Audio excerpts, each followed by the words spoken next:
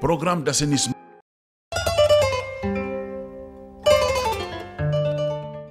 gannaaw ba mu yegsee ci boppu nguur gi ci atum 2012 njiit réew mi Macky Sall ci la tàmbali liggéey bu am solo ci université yi ci réewum Sénégal ngir mu dëppook jamono la mu ca jublu di fexe rek ba ñoŋalaat njàng mu kawe mi jox ko gëddëm ci plan Sénégal émergent liggéey bi ni mel dem ba soppe xar kanamu dëkkuwaayu étudiants yi rawatina université Cheikh Anta Diop bu Ndakaaru foofu ay matuwaay yu am solo la fa njiit réew mi jël ngir rek gën a defaraat dëkkuwaayu étudiants ya bokk na ci rek dindi bépp cantine bu fa nekkoon ngir taaral bërëb ba ñu ne déetawaay mu defaraat bépp bërëb boo xam ne étudiants yi dinañ ko yittewoo nekk ca bërëb boobee di université Cheikh Anta Diop bu Ndakaaru muy fa étudiants yi tëdd di fa ñuy lekkee ba ci fa ñuy fajoo. ba mu egsee fii conditions yi mu fekk ci université day conditions yu nga xam ne bu méngoowul ak enseignement supérieur bu performant multiplié na par 3 nombre de lits yi mu fi fekkoon yi nga xam ne ci juróom fukki at ak lu topp lañ ko tabax defar ko ci juróomi at def na ñaari yoon li nga xam ne ci juróom fukki at lañ def bu ñu demee tamit ci fànn couverture maladie bi tey étudiants yi xam nañ ne centre médical bi ñu am fii ci université Cheikh Anta Diop dañ koy méngaleeg hôpital bu weesu hôpital principal weesu hôpital Dantec ak CTO ñun ñoo ëpp gën plateau médical ci Sénégal ci nombre de médecins ci équipement ak ci lépp.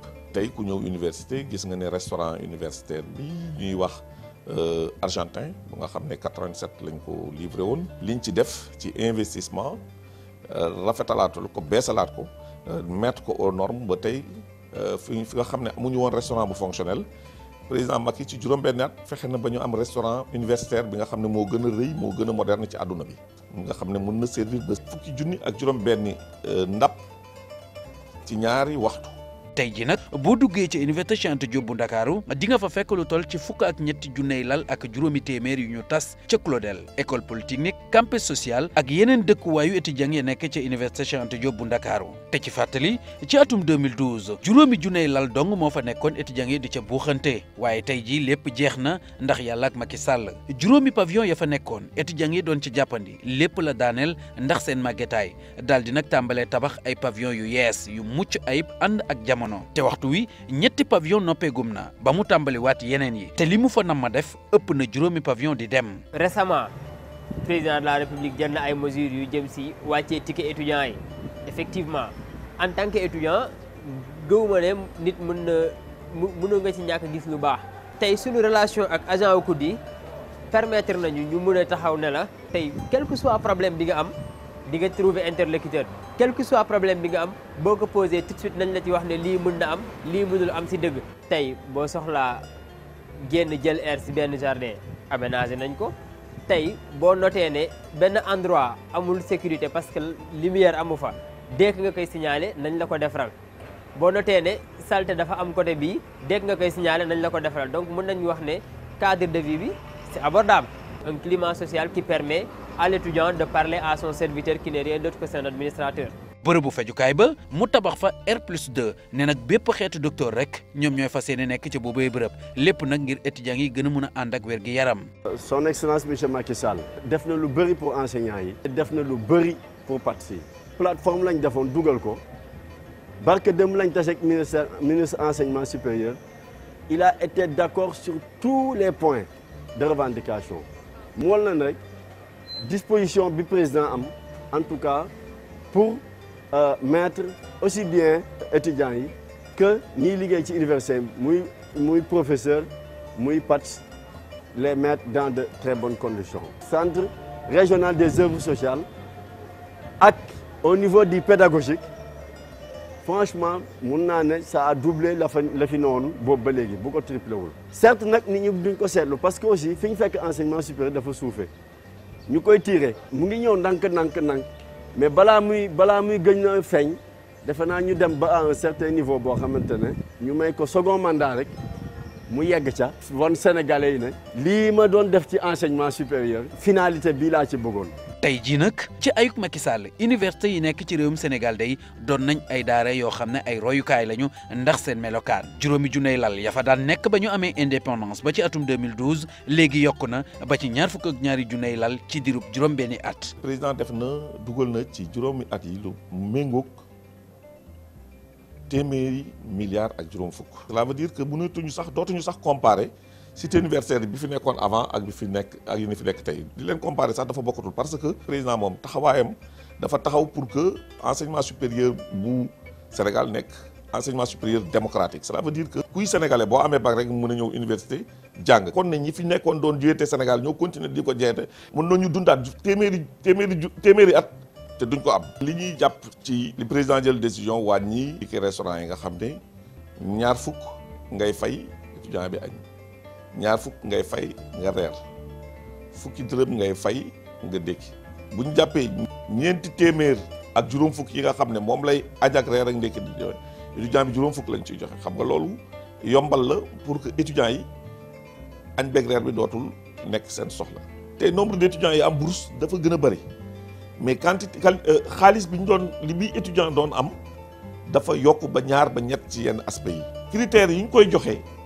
dañ ko wàcce de telle sorte que ku ko war a am da nga ko war a am. fi ñu toll nii li ñuy wax enseignement supérieur vision la ci président am te vision boobu vision la bu nga xam ne dafa méngoo plan Sénégal émergent. defe naa li ma wax yëpp bu ñu ko boolee gis nañ ne enseignement supérieur tey président Macky dañoo war a wax gàcce ngaalaama parce que joxe na ndékki añ jot mu joxe añ dige reer bu nga xam ne méchoui la kon nañu préparer suñuy cure-dent nga xam ne reer bi dina egsi nañ ko jox deuxième mandat. bon nag tey jii lu ne fang kenn du ko jeex émergence mi ngi ci ay jéegoom. bana jokkaano ngari jama sayge minan yo. Waly Mbodj mooy jëwriñ ji nga xam ne moo jiite école Jël Mbaam. L'AGETIP, Agence d'exécution des travaux d'intérêt public, a à son compteur 30 années d'expérience au service des collectivités territoriales. Bras technique de l'État dans la structuration physique de notre pays, la doyenne des agences contribue de façon déterminante à la mise en œuvre du plan Sénégal émergent. Vous me permettrez de remercier son Excellence, le Président de la République, pour la confiance toujours renouvelée en l'AGETIP. Vous savez, l'AGETIP est une structure qui a des missions multiples, je dirais des missions transversales, car nous travaillons avec tous les départements ministériels et nous exécutons pratiquement toutes sortes de travaux, aussi bien dans le domaine de la protection côtière, dans le domaine de l'environnement, les bâtiments, les routes, les pistes de production, dans les aménagements hydro-agricoles. Bref, pour dire que AGETIP est présente dans toutes les régions du Sénégal et dans tous les secteurs d'activité. Nous sommes une commune où toutes les infrastructures publiques municipales sont estampillées, sont, je peux parler ainsi, labellisées Made by AGETIP. Depuis que la piste là a été réalisée, la commune de Kumbakara a été ouverte. Parce qu'on était dans une commune qui était complètement fermée et qui était complètement enclavée du chef-lieu de département. L'AGETIP, toujours avec ses projets, a mis l'électrification rurale. Sur toute cette zone-là, il n'y avait pas d'électricité. Et ça, c'est un problème réglé. J'ai constaté que AGETIP, c'est le seul organisme qui a accepté d'endurer ce que nous avons enduré ici pendant la crise. Beaucoup d'entreprises se sont retirées et j'apprécie le courage de AGETIP pour avoir accepté de travailler malgré les difficultés. Sur le plan sous-régional, l'exemple de l'AGETIP a fait tache d'huile en inspirant beaucoup d'autres pays africains. Le leader sénégalais et président de la République, son Excellence M. Macky Sall, a renouvelé sa confiance en l'agence en inaugurant une série de gros ouvrages finis lors de la visite du président français en février 2018. AGETIP, agence d'exécution de beaucoup de projets d'État, est une agence d'une performance remarquable avec des hommes remarquables qui a démontré dans le temps sa capacité à exécuter les projets dans les meilleures conditions. En tant que président de l'association des maires du Sénégal, je peux mesurer l'espoir et l'attente des maires du Sénégal et des collectivités locales du Sénégal qui ne cessent de nous solliciter pour faire en sorte que leurs projets soient exécutés par l'AGETIP qui s'est fait une très grande réputation dans ce domaine. À l'horizon 2035, le Sénégal devra parachever son processus d'émergence. AGETIP y jouera certainement une grande partition. Après le PAC et le Précole, la voilà déjà sur le terrain pour réaliser le nouveau programme du président de la République, le PACASEN, programme d'appui aux communes et agglomérations du Sénégal. On a eu à travailler avec l'AGETIP depuis le début de nos programmes, des programmes qui ont été exécutés par l'ADEM, par l'Agence de développement municipal. À chaque fois, c'est l'AGETIP qui a été désigné comme agence d'exécution.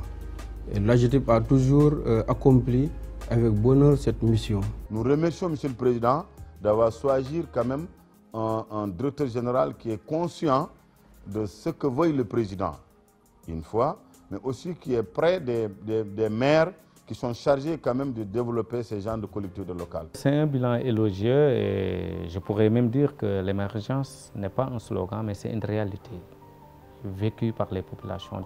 Dans tous les secteurs d'activité, le président a fait des interventions phares, soit à travers AGETIP, soit à travers d'autres agences de l'État.